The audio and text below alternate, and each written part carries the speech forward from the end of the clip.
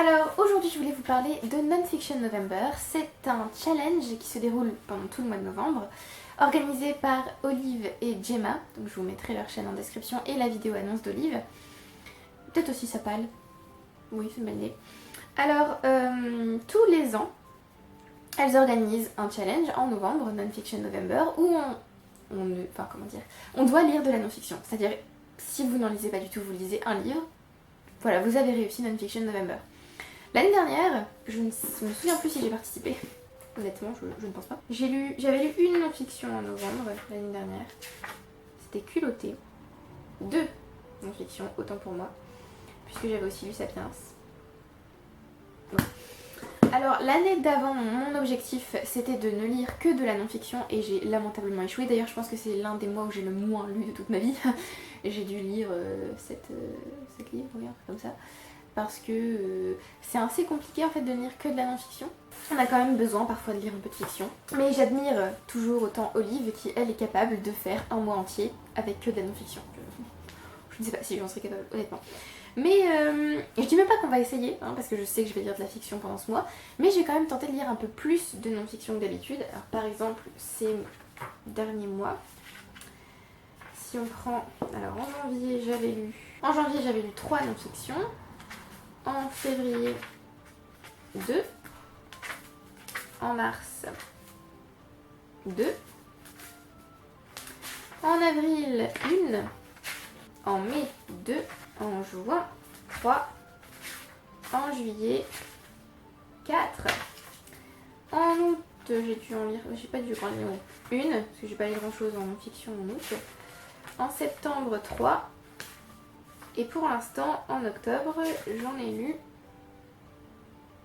0.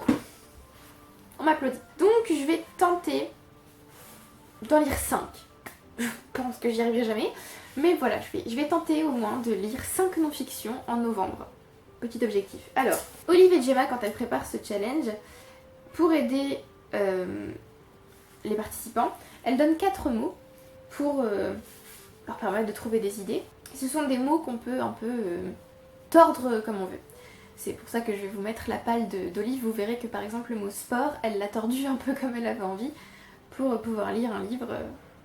Alors ça rentre du coup, mais c'est pas vraiment à propos de sport. Alors les 4 mots sont design, sport, vrai et voix. Donc je vais vous montrer ma palle qui... Ça tombe, je ne lirai absolument aucun de ces livres, mais bon, vous avez l'habitude je pense. Alors, déjà j'ai commencé par vous parler des livres que je suis en train de lire. C'est tous les deux de la non-fiction, mais je ne pense pas que j'aurai le temps de les finir en octobre. On a Les couleurs de notre temps de Michel Pastoureau. Et dans ce livre, il y a un article. Un article. Voilà, il y a un article qui s'appelle Design, bon, que j'ai déjà lu, mais enfin bref. Je suis arrivée à la moitié à peu près. Je suis arrivée à Histoire.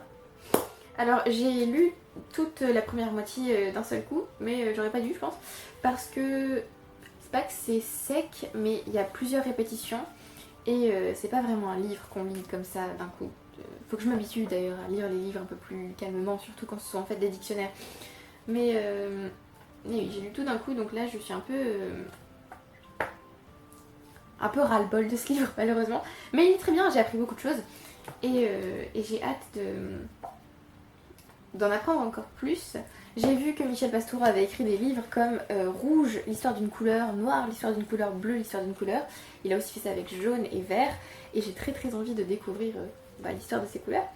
Donc voilà, peut-être que j'arriverai à finir ce livre en octobre, peut-être pas. Mais si ce n'est pas le cas, je le ferai rentrer dans la catégorie Design pour Non-Fiction November. Et je suis aussi en train de lire Romantic Outlaws, The Extraordinary Lives of Mary Wollstonecraft and Mary Shelley, de Charlotte Gordon, qui n'a pas été traduite, surprenant n'est-ce pas. C'est une double biographie, donc biographie de Mary Wollstonecraft et de Mary Shelley. Je suis arrivée à la page 293, c'est extraordinaire, j'adore ce livre, mais c'est écrit assez petit, et c'est parfois dur. Wow, je viens d'ailleurs de tomber sur Poems of Byron, Keats and Shelley. C'est trop bizarre vu que Byron, Keats et Shelley se trouvent dans cette biographie forcément. D'ailleurs, pourquoi non, non, à la rigueur au-dessus, oui, mais non, pas sur sa tête quand même, non, hein, voilà, elle est là. C'est vraiment, voilà, j'adore, c'est génial. D'ailleurs, je pense que je vais m'acheter une édition, parce que j'ai tellement, mais tellement envie d'écrire dans ce livre, sauf que je l'ai emprunté, donc je ne peux pas. D'ailleurs, je lis ce livre avec un marque-page de chez Mine. Trop beau. Étant donné que Mary Shelley est l'autrice de Frankenstein, je me disais qu'un petit marque-page gothique ça le ferait bien, avec une petite théière au bout.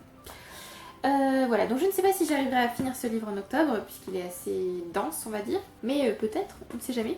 Et si ce n'est pas le cas, je le ferai rentrer dans la catégorie voix du challenge, puisque parfois l'autrice nous cite Mary Wollstonecraft et Mary Shelley, donc c'est comme si on entendait leur voix. Alors les autres livres, je ne les ai pas commencés. Alors pour design, je n'en ai pas d'autres que Les couleurs de notre temps. Pour sport, je me suis dit que ça pouvait être bien de lire 1000 Years of Knowing the French, donc 1000 ans de mésentente cordiale de Stephen Clark, puisque on peut éventuellement considérer que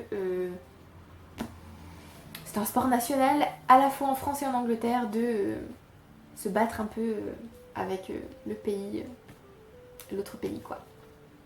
Voilà. Je pense, en tout cas. Puisque les Français adorent critiquer les Anglais et les Anglais adorent critiquer les Français. Donc je me dis que voilà, ça peut passer pour un sport national. C'est aussi une façon de tordre le challenge, donc pourquoi pas. Ce livre est assez gros. Mais j'ai terriblement envie de le lire depuis que je l'ai reçu. C'est Gina qui me l'a offert. C'est Gina qui me l'a offert et j'ai très très très envie de le lire. Alors il fait exactement 718 pages. Et puis je sais que Stephen Clark est un auteur assez humoristique. J'ai lu un livre de lui qui s'appelle Talk to the Snail. C'était des petites moqueries d'anglais sur les Français, il me semble. Et c'était très drôle, donc voilà. J'ai hâte de lire ce livre, si je le lis. D'ailleurs, vous n'êtes pas obligé de respecter en fait les mots qu'elle donne. Vous pouvez aussi lire ce que vous voulez, tant que vous lisez de la non-fiction, c'est bon. Pour vrai... Alors, je m'attendais pas à avoir autant de livres pour cette catégorie, mais enfin pourquoi pas. Alors, j'ai tout d'abord Homo Deus et 21 Lessons for the 21st Century, puisque c'est de la non-fiction, que c'est donc considéré comme vrai, et que là, ici, on va parler de l'avenir, donc c'est pas tout à fait vrai, mais c'est plus de la spéculation ou quoi. Mais je fais confiance à Yuval Noah Harari, je sais qu'il va pas nous dire n'importe quoi, donc voilà, je me suis dit que ça pouvait bien passer dans vrai. Et 21 Lessons for the 21st Century, pareil, c'est de la non-fiction, donc je me dis que ça peut aussi passer dans vrai. Comme toutes les non-fictions en fait, si on regarde bien, toutes les non-fictions peuvent passer dans True. Donc en fait je pourrais mettre toutes ces non-fictions dans True. Puisque c'est censé être le but de la non-fiction, par rapport à la fiction, qui serait mensongère. Bon, on s'arrête là.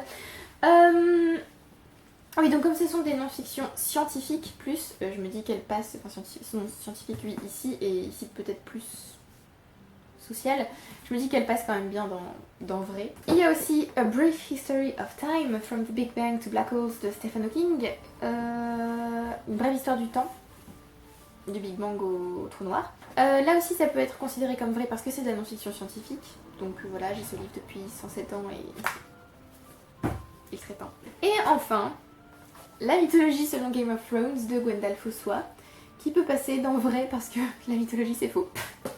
Oui, voilà. Pourquoi oui, non, c'est... Là encore, c'est un peu un...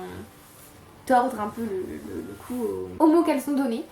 Mais non, clairement, la mythologie, c'est faux. Hein. Ce sont des histoires inventées. Et donc, voilà, je peux me dire que c'est l'inverse de vrai, et donc que ça passe. Dans tous les cas, j'ai très très envie de lire ce livre. J'espère que je vais apprendre beaucoup de choses et que je vais être choquée.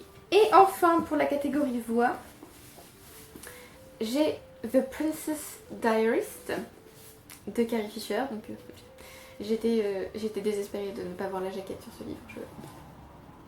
Voilà. Mais on a quand même une photo de Carrie Fisher juste à l'entrée du livre, donc tout va bien.